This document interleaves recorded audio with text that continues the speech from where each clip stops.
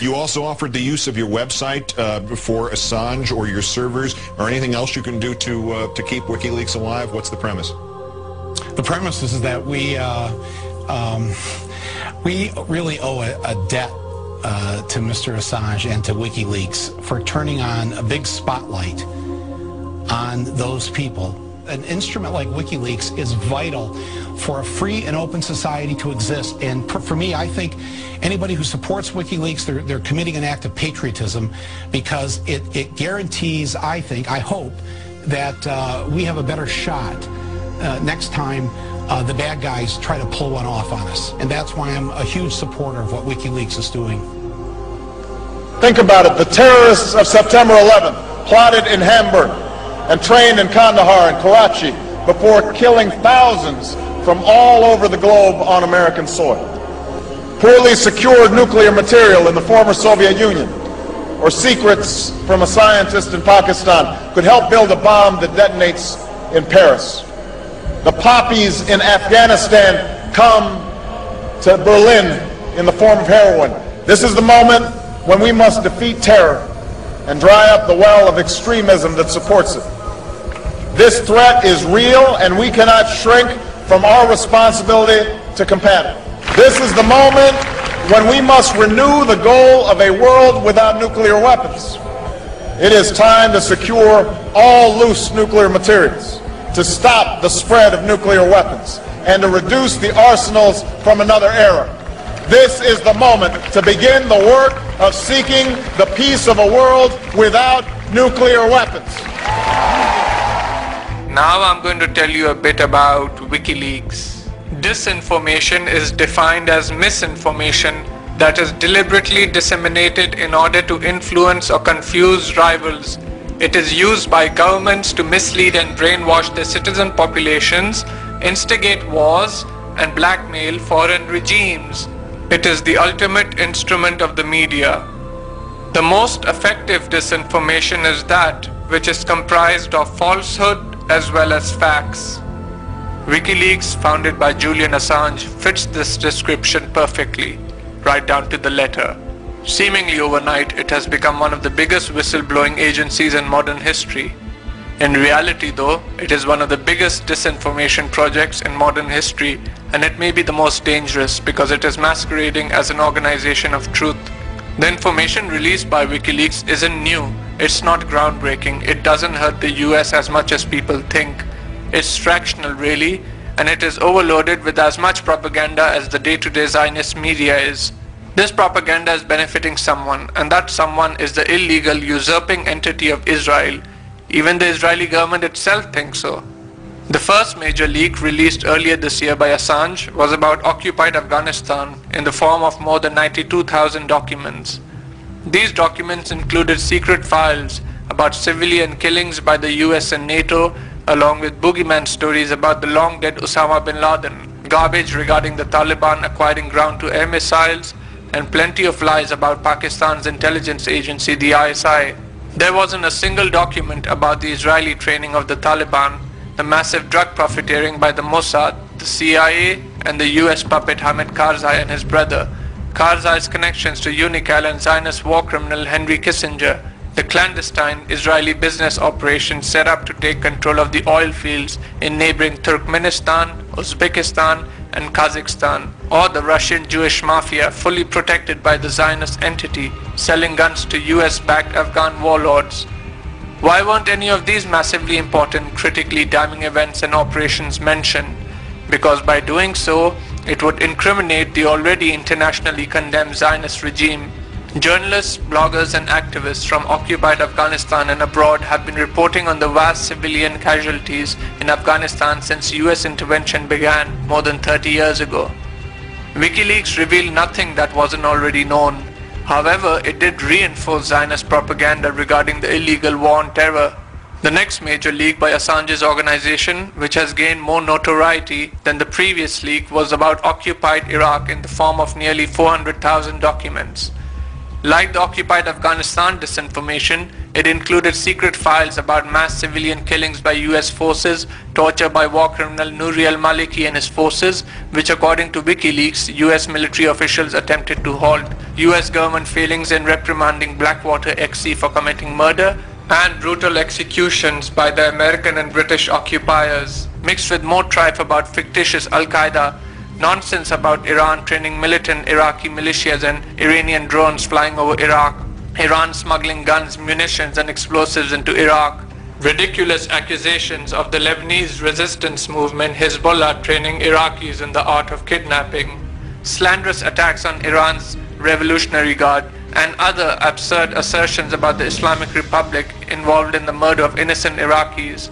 The WikiLeaks Iraq war logs also revealed civilian casualties numbered at 66,081.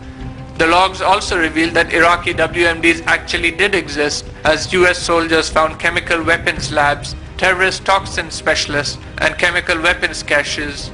There was nothing secret about American and British forces murdering, torturing, and raping innocents in occupied Iraq. Like Afghanistan, Iraqi and international journalists, bloggers, and activists have been reporting the murder of civilians in Iraq since the beginning of the illegal occupation, with much more effectiveness than WikiLeaks.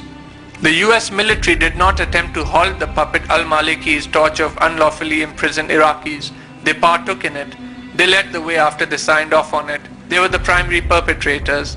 Secret prisons are still operating at this very moment where US forces barbarously torture innocent Iraqis. The US hired Blackwater's contractors to instill fear and execute terrorism against the people of Iraq. Of course, it didn't reprimand them. Eric Prince's private army of terror was only doing what it was told to by the US government. The concept of Hezbollah training foreign militias to meddle in state affairs is absolute lunacy. Syed Hassan Nasrallah himself has stated on numerous occasions that if Hezbollah wanted to overthrow the Lebanese government, they would have done so already. Their objectives, as evidenced by the actions, are to protect the Lebanese people, provide them with security, and uphold their dignity. Hezbollah hasn't undermined its own government. It is asinine to think it would undermine the government of another nation. The propaganda targeting Iran is pathetic. There are enough guns in Iraq thanks to American support of Saddam Hussein to last lifetimes. There was no need for Iran to provide weapons to Iraqi militias through smuggling. The only drones that were flying in Iraq's skies belonged to the repulsive Zionist entity, not Iran. The other accusations sound like concoctions dug up from the dungeons of Zionist think tanks and lobby organizations salivating for the destruction of the Islamic Republic, not the work of whistleblowers attempting to expose corruption and disseminate truth. These accusations further the Zionist case for striking Iran militarily. These accusations are promoting more war, not peace. WikiLeaks must not have gotten the memo about civilian casualties in occupied Iraq. They are nowhere near 66,081. They have eclipsed the 1.5 million mark. Anything less than this, especially a number as low as the one presented by WikiLeaks, is classic misreporting aimed at protecting the United States government and its collaborators. That is an insult to the 5 million Iraqi orphans and the 5 million Iraqi refugees. It is a slap in the face to the dead Iraqis whose names will never be known because they were incinerated by US and Israeli weaponry. And the notion that US soldiers found WMDs in Iraq after the Iraq has WMDs myth has been debunked as Zionist design propaganda over and over again is frankly infuriating. The only WMDs that exist in Iraq are the Mark 77 white phosphorus and thousands of tons of depleted uranium used in Basra, Baghdad and Fallujah by the terrorist army of the US and strategically placed Mossad agents of Israel. Where are the leaks on the 55 Zionist companies profiting from Iraqi blood being spilled? Where are the leaks on Iraq's artifacts being stolen by Zionist agents? Where are the leaks on hundreds of Mossad agents operating in Mosul? Where are the leaks on the Mossad bomb-making facility in Kirkuk? Where are the leaks on the Mossad murderers stationed in several villages around the devastated area of Fallujah? Where are the leaks on the depleted uranium-tipped IEDs of Zionist-owned Zapata engineering that have massacred thousands in Najaf, Karbala and Tel Afar, just to name a few? Where are the leaks on the Israeli arms dealers supplying weapons to CIA-trained death squads? Where are the leaks on Zionist war criminal Paul Wolfowitz importing Shin Bet torture experts to train the US military? Where are the leaks on Mossad conducting interrogations and torture in Iraqi jails, including Abu Ghraib? Where are the leaks that will actually tie the illegal war, which was exclusively designed by Zionists, to Israel? They don't exist because Wikileaks isn't concerned with uncovering the truth regarding the real criminals. They're concerned with leading the public away from the truth to keep them under control. It's COINTELPRO all over again. The target of Wikileaks' first release was the Islamic Republic of Pakistan. The objectives of the operation were to give credibility to war criminal Obama's illegal drone strikes that have murdered over 1,000 civilians, raise the possibility of a future overt occupation, and cover up the meddling of Israel in occupied Afghanistan. It is vital to note that the destabilization of Pakistan has been the Zionist objective since the declaration of Al-Nakba architect David Ben-Gurion. They want to denuclearize Pakistan. The target of Wikileaks' second release was the Islamic Republic of Iran. The objective of this operation was to slander two of the very few entities on earth resisting Israel, Hezbollah and Iran, as well as cover up the Zionist fingerprints all over the mutilation of Iraq. The IAEA has already inadvertently foiled the Zionist plan to attack Iran based on the nuclear premise, confirming that the Iranian nuclear program is peaceful in nature and has nothing to do with weaponization. The Zionist Hasbara experts needed to try something new. Through Wikileaks, the accusations of the Zionist Bush administration against Iran have resurfaced under the guise of whistleblowing. It's a sham. The Saudis, the Egyptians and the Jordanians are not nearly as confident as the Iranians and Hezbollah are about the future. Listen to how Ahmadinejad speaks. Listen to Nasrallah. This air, this aura of self-assurance. Time is on our side. A final note needs to be made about Julian Assange, the man who has been praised as a freedom fighter, a revolutionary, and a friend of the oppressed people. In a recent interview, he stated, "I'm constantly annoyed that people are distracted by false conspiracies such as 9/11, when all around we provide evidence of real conspiracies for war or mass financial fraud. It's shameful that Assange is annoyed by those seeking truth regarding the reason 1.5 million innocents are dead in occupied Iraq, 1.2 million innocents are dead in occupied Afghanistan, and thousands of more innocent men, women and children are dead in occupied Palestine, Lebanon, Pakistan, Yemen and Somalia. 9/11 is anything but a false conspiracy. There's overwhelming evidence that American and Israeli officials did not just have foreknowledge of the event, but planned the attack and carried it out.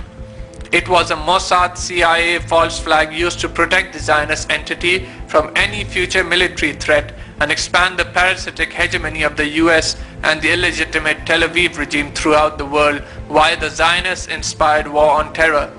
Someone insulting the seekers of 9/11 truth, slandering the righteous movement of Hezbollah, spreading propaganda about Iran which adds to the demonization campaign levied against the Islamic Republic by the Zionist lobby and the Zionist media, and deliberately leaving out Israeli crimes in occupied Afghanistan and Iraq is no freedom fighter. Such a person is a liar and a propagandist.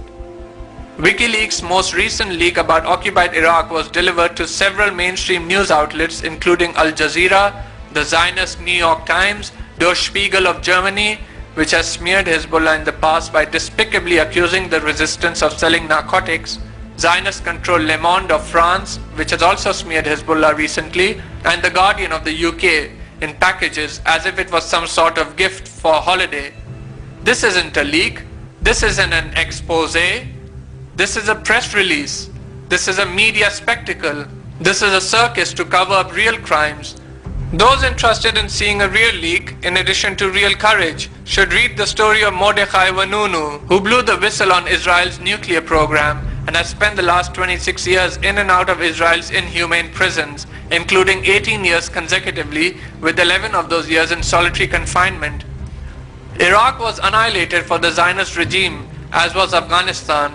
When discussing the destruction of these nations and the murder of millions of their people, it is integral to the understanding of the crimes committed to discuss the Israeli role in these crimes. Any person or institution failing to do so is ignorant, a coward, or a collaborationist.